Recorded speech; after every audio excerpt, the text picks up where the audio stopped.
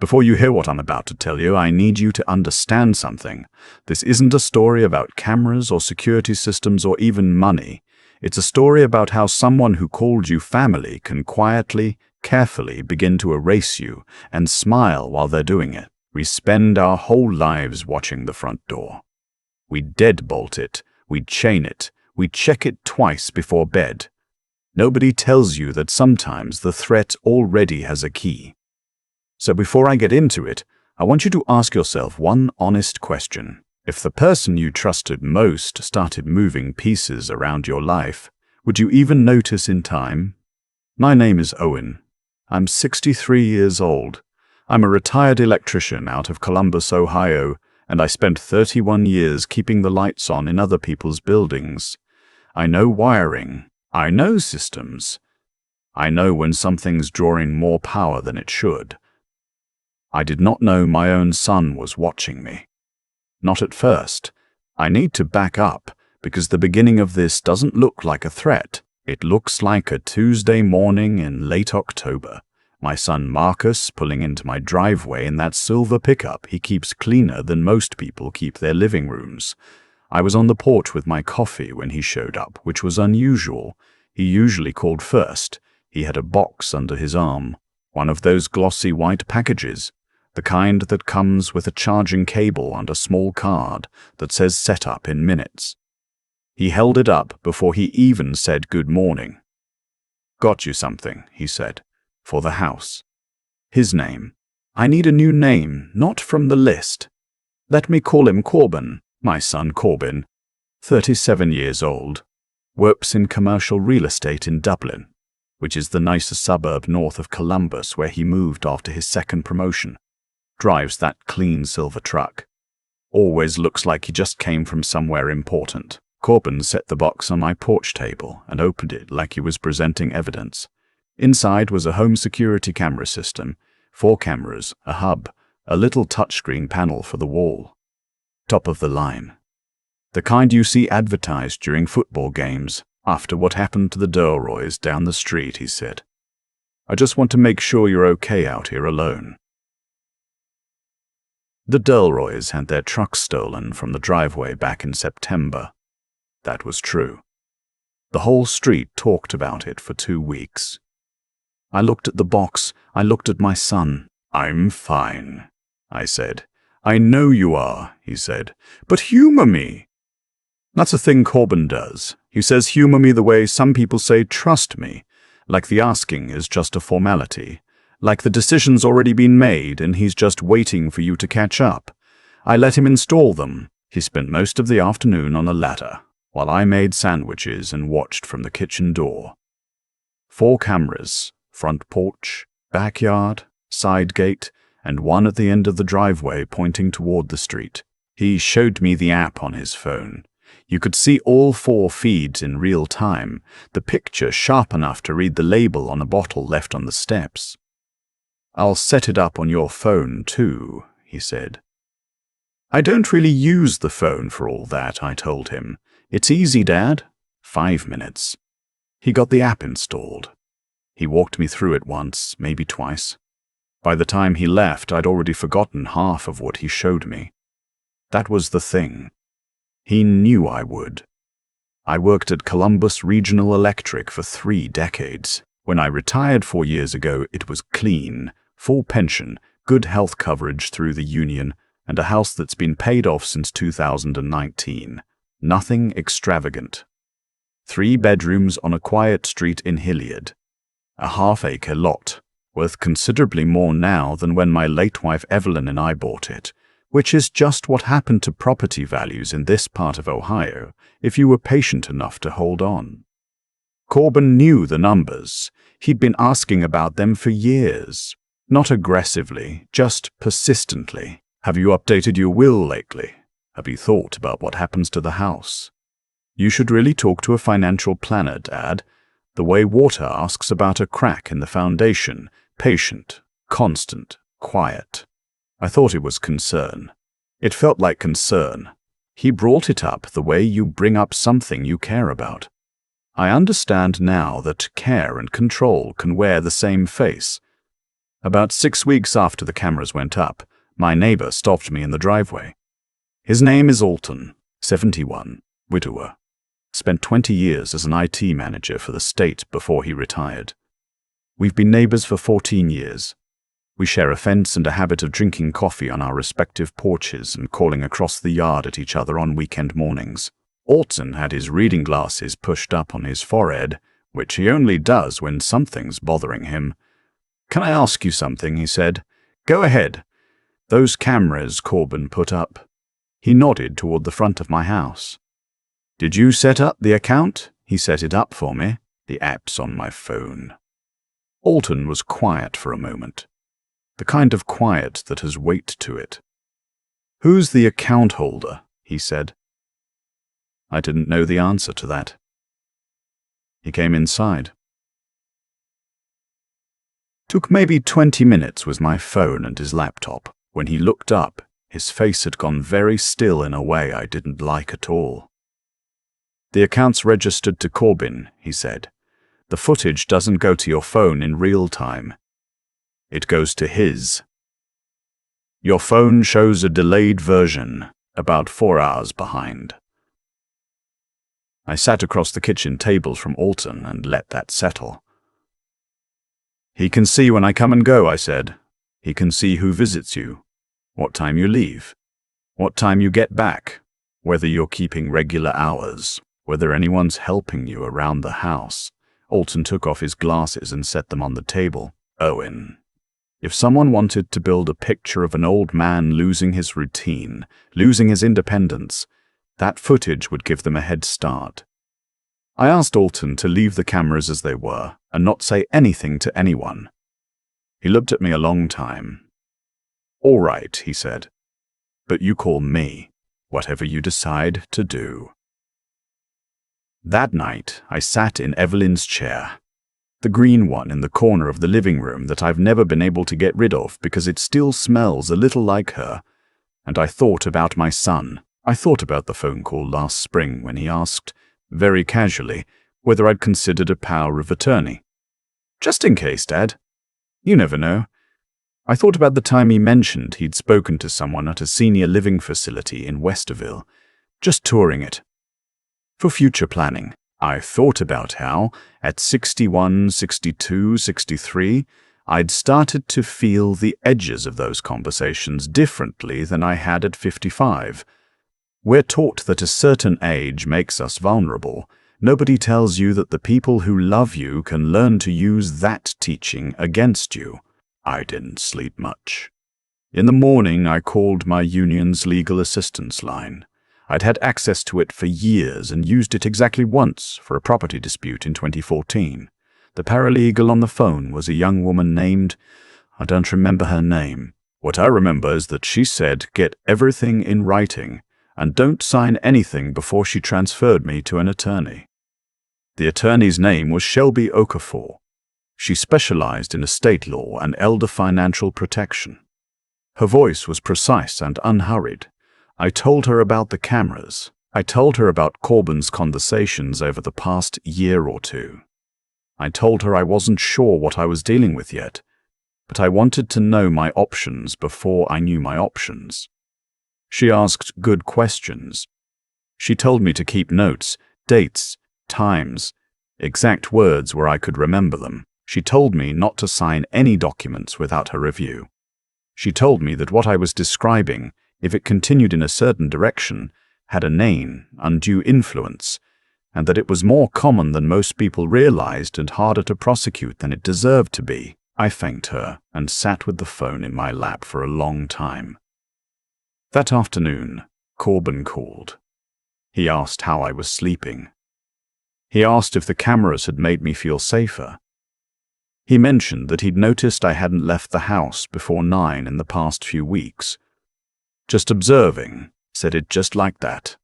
Just observing, like it was nothing. I told him I'd been tired. Kept my voice flat and easy. After we hung up, I wrote it down. Date, time, exact words. The next thing happened on a Wednesday. I know it was Wednesday because I always go to St. Kyand, Anthony's food pantry, on Wednesday mornings to help unload the truck, which I've done for going on 7 years.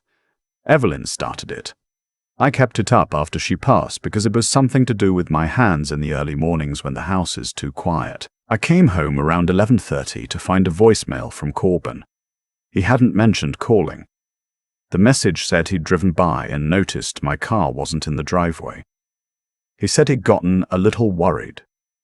He said he'd wished I'd let him know when I was going out. I stood in the kitchen and played it twice. Then I drove to Alton's. Alton listened. Then he did something I hadn't asked him to do, which is exactly what I needed. He pulled out a yellow legal pad and said, "Let's write down everything since October." We spent 2 hours doing that. Alton writes in this cramped, careful engineer's hand. All caps, no wasted space. By the time we were done, 3 pages were full, and the pattern was visible in a way it hadn't been before. The cameras went up in October. The questions about my doctor's appointment started in November. The comment about me seeming more forgetful lately came up at Thanksgiving. Said to my nephew Dex, not to me, but Dex mentioned it later without knowing what he was handing me. Corbin's suggestion in early December that maybe I shouldn't be driving long distances alone anymore. The voicemail. Alton tapped the legal pad. "This is a document," he said. "It's a piece of paper. It's dated, it's sequential, and it shows a pattern. Banks and courts still trust paper more than people think. Keep writing." I took the legal pad home and added to it every day. 2 weeks later, Corbin suggested we have dinner. Just the 2 of us, which was unusual. Corbin usually brought his girlfriend, or suggested a place where he could also network with someone at the bar. He chose a quiet Italian place in Powell. Booths in the back, no one nearby. He ordered wine. I ordered water and watched him arrange his silverware. He talked about property values. He talked about what the east side of Columbus was doing to neighborhoods like Hilliard. He talked about timing. Not in an obvious way, but the way someone talks around a thing they want you to eventually arrive at on your own. Then he said it. "Dad, I've been thinking. It might make sense for me to be added to the deed. Not as an owner. Just a co-signatory, in case of emergency. Evelyn's gone. I'm the only one who knows the full picture of your situation." I held my water glass. "Let me think about it," I said. He nodded. "Of course, no rush." There was rush in every word of it. I called Shelby Okafor the next morning and told her about dinner. She was quiet for a moment. "Did he bring any documents?" she said. "Not this time." "He will," she said. "What you're describing is a classic staged approach. He's testing how you receive the idea before he formalizes it. Do not agree to anything, not verbally, not in writing, and I want you to do something this week."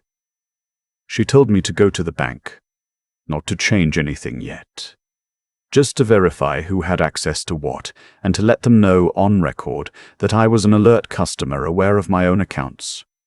I went to Huntington the next day. The branch manager's name was Miriam Cole. Middle-aged, direct, no nonsense, in the way that people who deal with actual problems tend to be. I explained, briefly, that I had reason to believe a family member might be attempting to access or influence my finances without my consent, and that I wanted my accounts flagged for any unusual access requests. She didn't blink. She said it happened more than I'd think, and pulled up my accounts on her screen. No unauthorized access yet. But she made a note. That night, Corbin texted asking if I'd had a chance to think about the deed. It had been 48 hours. I put the phone down and went for a walk. My street in November is bare trees and orange light from the street lamps, and the sound of someone's heat pump running 2 houses down. I've walked it 1,000 times since Evelyn died. It's the same street, but quieter in a way that has nothing to do with noise. I thought about who my son was when he was 7 and broke his collarbone falling out of the sycamore in the backyard, and told the emergency room nurse he'd done it on purpose to see if it hurt. He was a complicated kid. Curious, willful, strategic even then. I loved that about him, and I feared it at the same time. I still loved him. That didn't change what he was doing. I texted back, still thinking, "Give me some time." He replied immediately, "Of course. Just here when you're ready." Alton helped me check the camera app that evening. We found something Corbin had added in a recent update. A motion-triggered alert setting that sent notifications to his phone every time the front door opened. He'd enabled it 3 weeks ago, not when he first installed the system.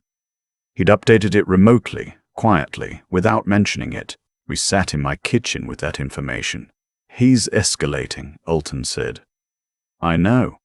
What do you want to do?" I told him I wanted to let it run a little longer. Not because I wasn't sure, I was sure by then, but because being sure isn't the same as being able to prove it, and Shelby had been clear. Patience now was protection later. So I gave Corbin something to look at.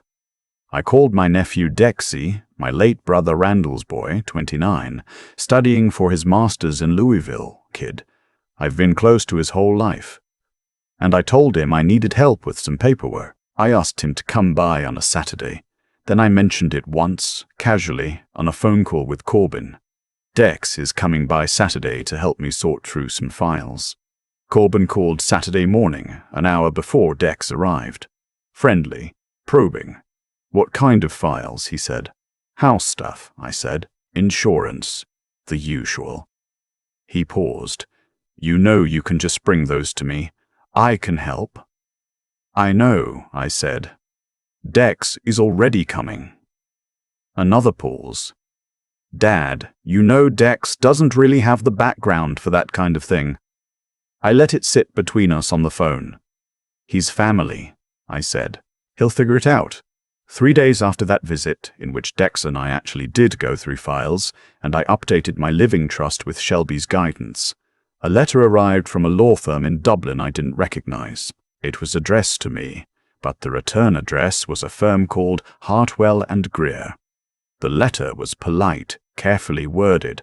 It described services related to estate coordination and family financial planning, and it mentioned that a family member had inquired on my behalf. I photographed the letter, emailed it to Shelby, drove to Miriam Cole at Huntington, and handed her a copy. Her expression didn't change much, but she made another note. Shelby called that evening. "He's retained outside counsel," she said. "The letter itself isn't illegal. It's a boundary test. They're seeing if you'll call them back." "I won't," I said. "Good. Don't. And Owen. I think it's time we set up a formal meeting. You, me, the bank, and your son. I want to tell you something about the night before that meeting." I sat at the kitchen table with the yellow legal pad and read through every page Alton and I had filled. Dates going back 14 months. Things Corbin had said. Things he'd done. The sequence of it, laid out in Alton's cramped handwriting and my own looser scrawl. I thought about taking Corbin off my emergency contacts. I'd done that the day before, quietly, while I was making other updates. I thought about the camera system sitting on the corners of my house, still running, still sending footage to my son. I thought about teaching Corbin to drive in an empty parking lot when he was 15, how his hands gripped the wheel too tight, how he always accelerated before he was sure the road was clear. He was always in a hurry to get somewhere he couldn't quite explain. The meeting was at Huntington's main branch on Broad Street. A conference room not unlike the kind where people sign papers they'll regret. Shelby was there. Miriam Cole was there.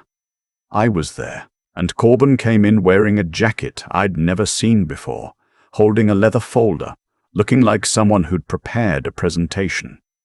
He stopped when he saw Shelby. "I didn't know you were bringing a lawyer," he said. "I didn't know I'd need one," I said. Miriam opened the meeting. She laid out calmly and without apology the sequence of inquiries that had come in connected to my accounts. An inquiry in November from someone representing themselves as assisting me. A second inquiry in January. The letter from Hartwell and Greer. All of it noted, all of it flagged. Corbin's jaw tightened. I was trying to help him plan ahead. He doesn't stay on top of this stuff. Shelby set a folder on the table. Inside was a printout from the camera system. Alton had helped me pull the account history. All of it. The remote update Corbin had made. The daily access logs showing he'd reviewed my footage 47 times in the past 6 weeks. That's not unusual, Corbin said. It's a safety system. Shelby slid out the next page. It was a screenshot of an email Corbin had sent to Hartwell and Greer 6 weeks ago. Dex had found it. Not by snooping, but because Corbin had accidentally seized their shared family email thread thinking it was the firm's intake address. The email said, "He's resistant, but I think he'll come around once we establish a baseline of cognitive concerns." The camera footage should help. The room went very quiet. Miriam set her pen down. Shelby said evenly, "A baseline of cognitive concerns." Corbin's face went through several things in about 4 seconds. "That's out of context," he said. "Whose context?" I said. He looked at me. For a long moment, he was my son again. Not the man with the folder, not the one who'd spent months building a case against my own mind, but the 7-year-old kid with the broken collarbone who told the nurse he'd done it on purpose so he wouldn't seem scared. He was scared now. "I was worried about you," he said. "No," I said. "You were worried about the house." Shelby spoke. She told Corbin what the bank's position was. She told him what the legal exposure looked like. She told him that if he pursued any further contact with financial institutions on my behalf without explicit written consent, it would be treated as fraud. She used that word clearly and without ornament. The leather folder sat on the table unopened.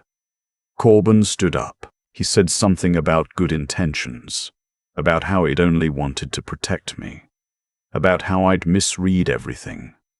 His voice was controlled, but his hands weren't. He gathered his jacket and left without looking at me again. Shelby waited until the door closed. "Do you want to pursue this further?" she asked. "Not today," I said. I wasn't being soft. I was being accurate. I wasn't done. I updated my documents, changed my account authorizations, had the camera system removed and replaced with one registered solely to me. Shelby filed the appropriate notarized documentation. Alton and I burned through half a pot of coffee celebrating the way retired men celebrate, sitting in lawn chairs in November complaining about the cold and refusing to go inside. But I wasn't ready to hand my son to prosecutors either. Maybe I never will be. That's the part that's hard to explain to people who haven't lived it. The betrayal and the love don't cancel each other out. They exist at the same time, in the same chest, and some mornings you can't tell which one is heavier. Corbin and I haven't spoken since the meeting. I don't know if we will. What I know is this. The house is still mine. My name is still on every account. My will reflects what I actually want, not what someone else decided I should want.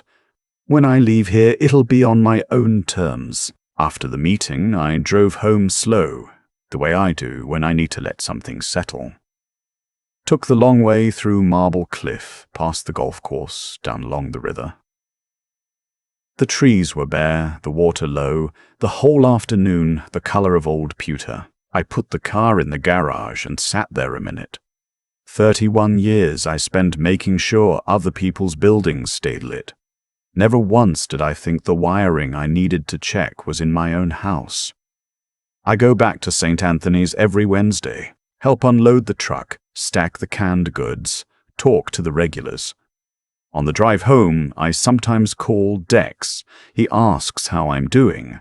I tell him I'm all right, and I mean it in the way that people mean it when they've been tested and come out the other side changed, but still standing. Alton and I still have coffee across the fence. He never says I told you so. which is one of the things I value most about him. Last week, I bought myself a new camera system. One camera, front porch, registered to me. I set up the account myself, with Alton sitting at my kitchen table telling me when to click. It took 45 minutes and I did not ask my son for help. I'll tell you what I've learned, and I'll say it plainly because I don't have the patience anymore for dressing things up. When someone loves you, they ask what you need. When someone wants something from you, they start deciding what you need before you've said a word. Learn the difference. Trust it when you feel it. It's not paranoia. It's pattern recognition, and you've earned it. Your home, your name, your accounts, your mind. These belong to you. Not to someone's good intentions. Not to someone's fear of losing out. Not to a leather folder full of paperwork designed to move the goalposts on who you are. Protecting yourself is not selfishness. Asking questions is not ingratitude. Getting a lawyer is not an accusation. It's maintenance.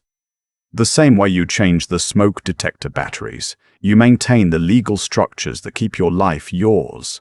And this, I want to leave you with this specifically. If someone in your family has started talking about your future in a way that feels less like concern and more like planning without you, slow down. Don't sign anything. Write down what they said and when they said it. Talk to your bank. Talk to an attorney. Talk to a neighbor who used to work in IT and still keeps a legal pad in his kitchen drawer. You'd be surprised how much the truth looks like nothing until you write it down and see it in order. And if you're watching this, and something in it feels familiar, not like a story you heard, but like a room you've been standing in, please don't keep that to yourself. Talk to someone. Because situations like this breathe in silence, and they fall apart in daylight. Your life is not a file to be managed. It is yours. And it is worth the trouble of protecting. Thank you for spending this time with me. Don't forget to subscribe to Voices of Uncle Henry. And share this with someone who needs to hear it. I've had a lot of time to think about what actually happened. Not the cameras, not the mealings, not the meeting of the bank. I mean what was underneath all of it. The reason a person gets to a place where they look at their father and see a problem to be managed instead of a man still living his life. What I keep coming back to is this. Corbin didn't wake up one morning and decide to be dishonest. It happened in steps, the way most things do. One small justification at a time. He told himself he was worried. He told himself I wasn't keeping up. He told himself that taking control was the same thing as offering help. And by the time he was sending emails to law firms and updating camera settings from his phone across town, he'd convinced himself completely. That's the part that stays with me. Not that he lied to me, but that he'd already finished lying to himself before I ever found out. That's how it works. You don't start out planning to take something from someone. You start out wanting something, and then you start building a story around the wanting. And if nobody stops you, the story gets bigger and the wanting gets quieter until even you can't tell them apart anymore. I think about Alton sitting across my kitchen table, tapping that legal pad, saying, "This is a document." He was right, but not just about the paper. He was right that what I was looking at had to be written down, made visible, given a shape, because as long as it stayed in my head as a feeling, it could be dismissed. By me. By anyone. That's what Corbin was counting on, that I'd feel something was off and talk myself out of it, the way older men are taught to. Don't make a scene. Don't accuse your own kid. Maybe you're just tired. Tiredness is not the same as being wrong. What I learned about myself through all of this, and I won't pretend it's comfortable, is that intelligence without courage is just another way of staying stuck. I knew something was happening for months before I moved on it. I felt it in the way Corbin asked questions. I felt it in the voicemails. A smarter man might have acted sooner, but a braver one did act eventually, and I'll take that. The discipline it took to not confront Corbin before I had something solid, to sit across the table from him at that Italian place and keep my voice level while he talked about deeds and co-signatories, that was the hardest thing. Every instinct I had said to flip the table, I didn't, not because I wasn't angry, because I understood, maybe for the first time clearly, that anger without preparation is just noise. And I'd already made too much noise in my life reacting before I was ready. Shelby told me something after the meeting that I've repeated to myself a few times since. She said that the people who tend to lose in situations like mine are the ones who wait to feel certain before they act, and the ones who act before they have anything to act with. The space in between, that uncomfortable, patient, document everything middle, is where protection actually lives. I don't know if Corbin will ever understand what he was doing. I don't know if he's told himself a version of events where he's still the one who was wronged. People can do that. I hope he doesn't. I hope somewhere in the quiet of his own evenings, he looks at what he built and understands what it cost him. Not the deal, not the house. Me. Because I'm still here. I'm just no longer available for the version of me he needed me to be. The house is mine. The accounts are mine. My name is on everything that matters. And every Wednesday morning I drive to St. Anthony's and help unload the truck. And the work is the same as it's always been, and that is enough.